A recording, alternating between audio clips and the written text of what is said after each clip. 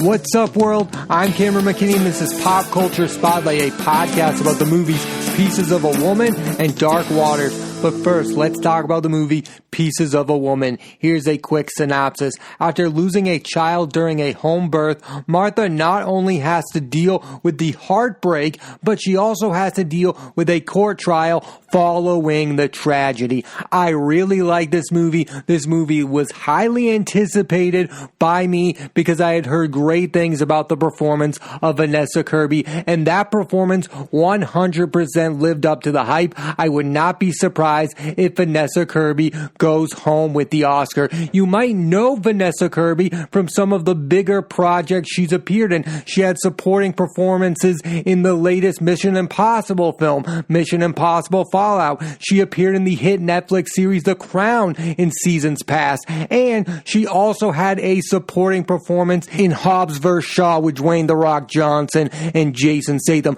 But this is really her breakout performance. It's her first lead performance, and it might be the performance that lands her an Oscar. I think without a doubt, she at the very least is going to get an Oscar nomination. And the category of Best Leading Actress is all over the place this year. I've heard good things about Carey Mulligan in Promising Young Woman. Some of my favorite performances this year have come from Anya Taylor-Joy in Emma. I also loved Christine Milioti in Palm Springs. Those are the performances I hope get nominated. I think Vanessa Kirby is definitely going to get nominated for Pieces of a Woman, and it's definitely the type of movie where I could see her getting the Oscar win. I mean, in the category, you also have Viola Davis from Ma Rainey's Black Bottom, but I don't think she's in enough of that movie to get her a Best Leading Actress. I think Vanessa Kirby is going to get it because she is the most lead-like performance I've seen this year from an actress. She 100% carries this movie.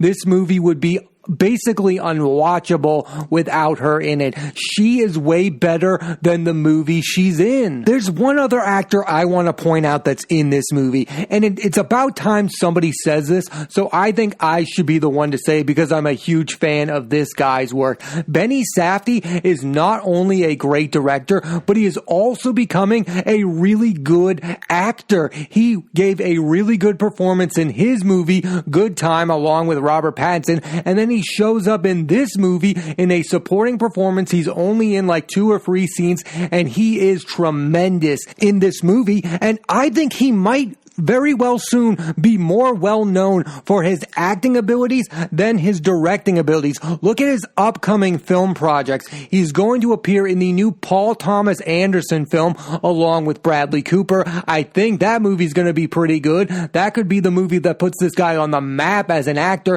And he's also going to appear in the Showtime show called Curse along with Emma Stone and comedian Nathan Fielder. Benny Safdie is a really good director along with his brother Josh. They directed Good Time. They directed Uncut Gems, but it's his acting ability that he's not getting enough credit for. He's so good in Good Time, and he's so good in Pieces of a Woman. I'm such a fan of this guy's work as both an actor and a director. The first 20 minutes of Pieces of a Woman is the most intense I've ever seen a movie open with. And by the way, it is not for the faint of heart. If you can't take an extreme movie, then maybe you should not watch Pieces of a Woman because it is so intense right away. You are just right in it. It is a visceral experience the first 20 minutes of this movie, and it is so intoxicating once you understand what's going on. You just feel like you're part of the experience. After that 20 minutes,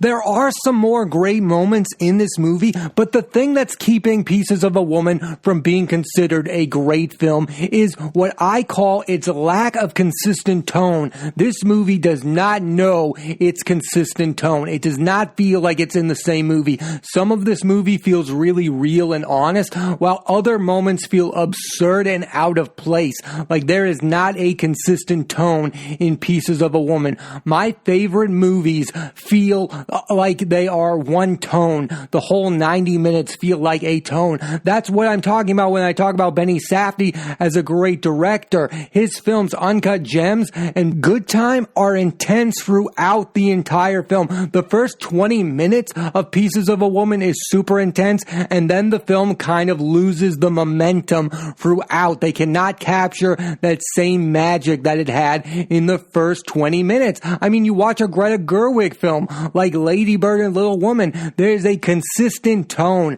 I love films that have a consistent tone. They feel of a piece. It all feels connected. I feel like Pieces of a Woman is all over the place when it comes to the tone of the movie. There is one scene in this movie that is definitely Vanessa Kirby's Oscar-winning moment, and it's a courtroom scene where she gives a fantastic speech where her character comes to the realization that blaming someone for the loss of her child or getting money is not going to bring her child back or make her feel any better. I 100% love this scene, and it almost brought me back to that earlier scene where I was like, wow, this is another great moment, but those great moments in this movie are few and far between. So I think Vanessa Kirby will be the only thing about this movie that gets Oscar nominated. I don't think Ellen Burstyn will get a nomination for Best Supporting Actress. It's not that great a role. I don't think any other performance is that good. I don't think this movie will come anywhere near to getting a Best Picture nomination. I think this movie will win possibly one Oscar, and that's Vanessa Kirby for Best Leading Actress, because this performance is way better than the movie she's in. There's one movie that I think Pieces of a Woman has a lot in common with, and that's Rabbit Hole, this Nicole Kidman, Aaron Eckhart, Miles Teller film that also deals with a tragic loss.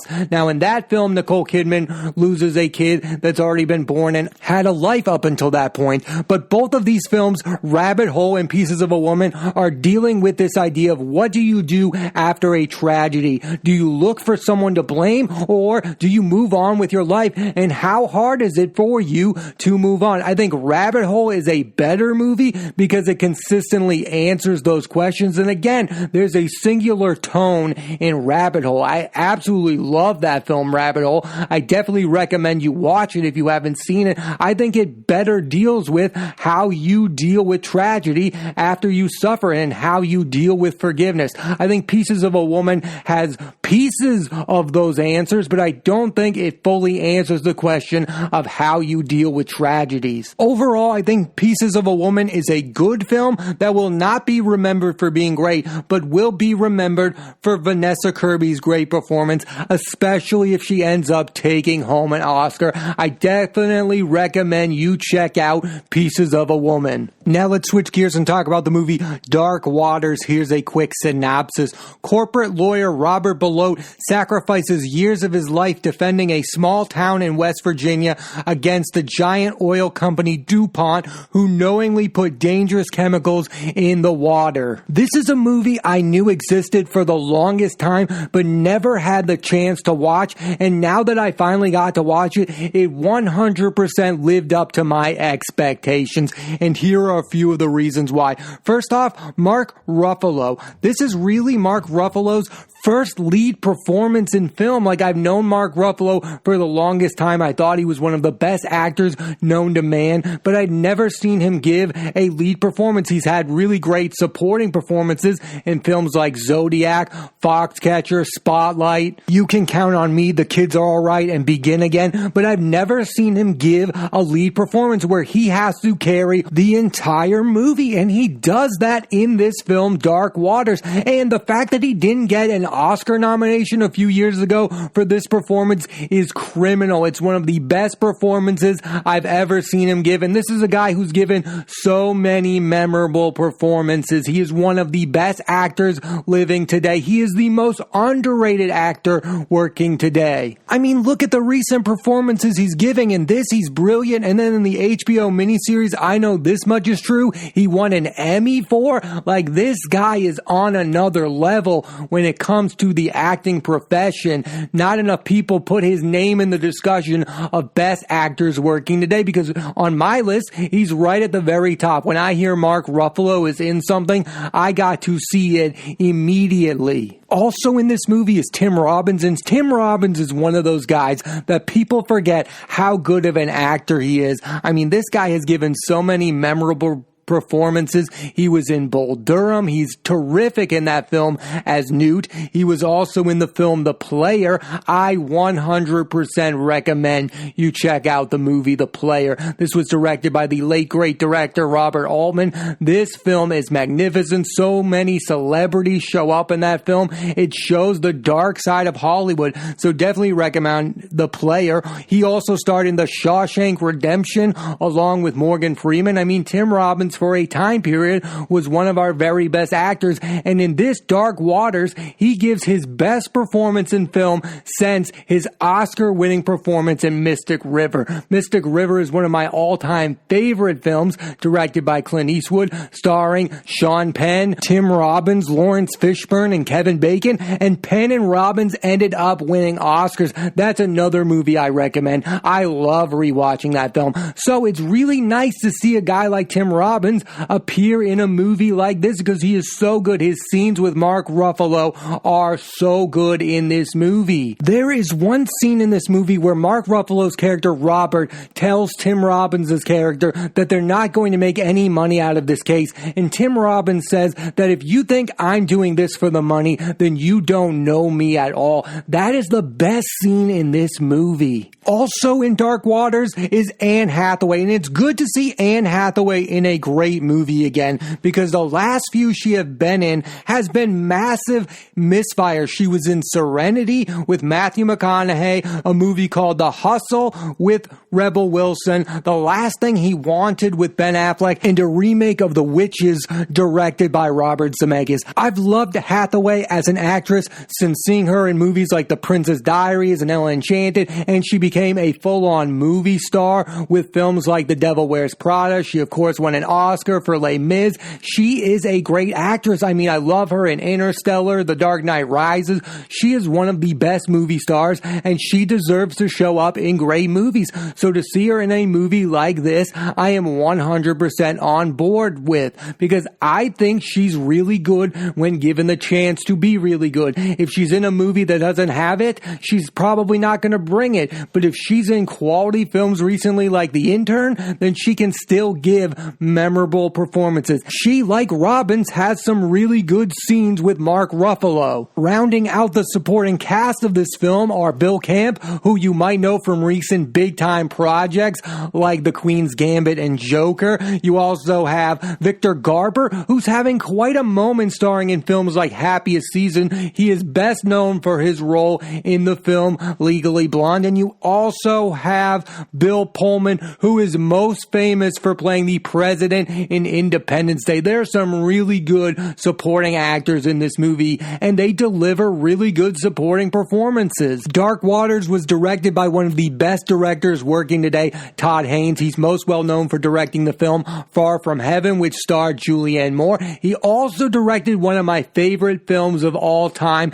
Carol, which starred Cate Blanchett and Rooney Mara. I love this film. If you have not seen Carol, definitely recommend it. This guy is so good at making interesting films about real people in real life situations and making it as entertaining as possible. That's what Carol is, and that's what Dark Waters is. It's an entertaining film that's also informative and shows aspects of real life. A great companion piece or double feature with Dark Waters would be the movie A Civil Action, this underrated John Travolta film that I love. I saw this in school. Both A Civil Action and Dark Waters are based off of true stories, and like Dark Waters, A Civil Action has an amazing cast. You have John Travolta giving one of his most underrated performances. We talk about John Travolta in the 90s with movies like Get Shorty and Pulp Fiction, but he is such a movie star in A Civil Action. It's one of his best performances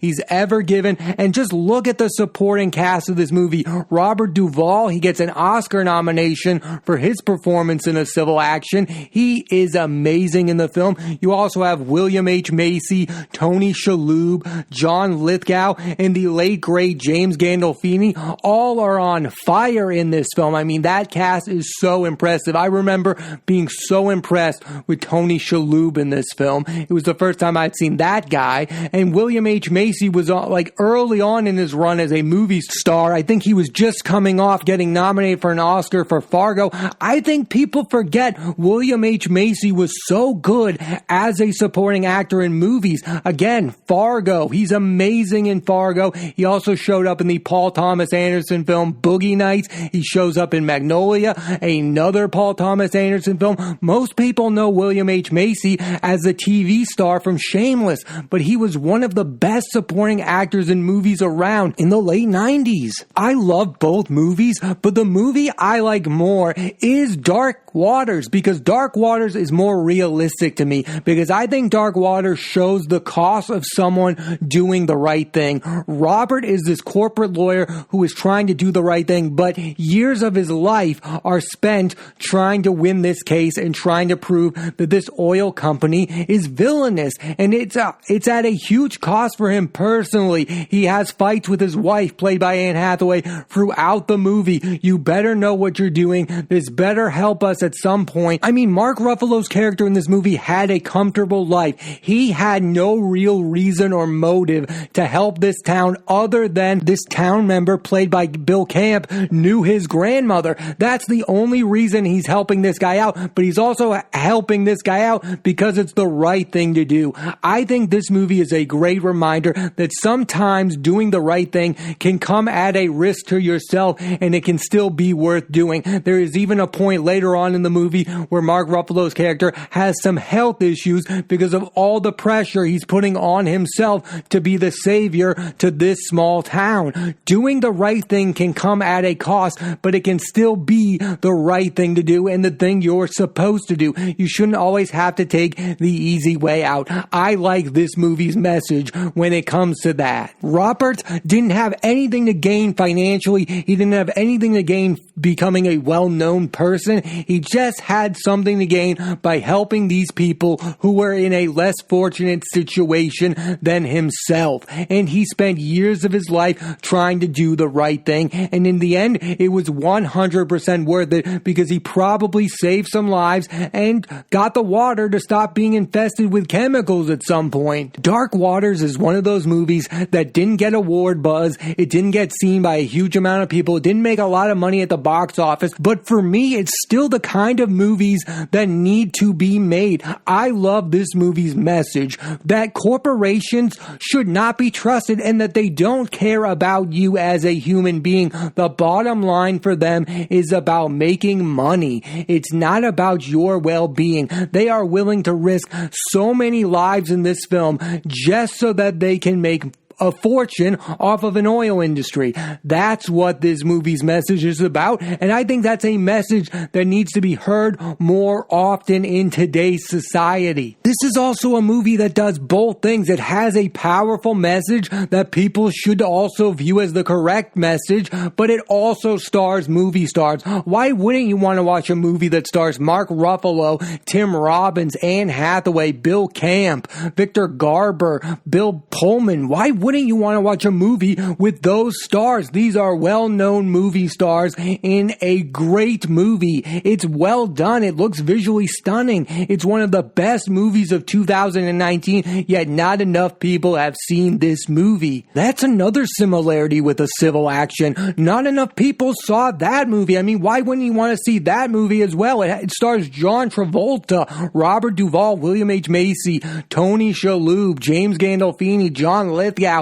So many well-known stars. Those are the type of movies I want to see. Movie stars, one, a quality plot, and a quality message. Those are the ingredients to making a great movie. We don't all have to just be obsessed with the same movies over and over again. I like superhero movies as much as the next guy, but I would much rather see Mark Ruffalo in a movie like Dark Waters than to see him ever play the Hulk again. That's just my opinion. You don't have to share that that opinion. It's just what I'm looking for at a movie at this point in time. And I'm looking for a movie like Dark Waters. Great Mark Ruffalo performance. Great Tim Robbins performance. Anne Hathaway shows up for a few scenes. You also have Bill Camp, Bill Pullman, Victor Garber. This movie has it all. I definitely recommend you watch Dark Waters. Thanks for listening to this edition of Pop Culture Spotlight. I'm Cameron McKinney, and this week I put the spotlight on the movies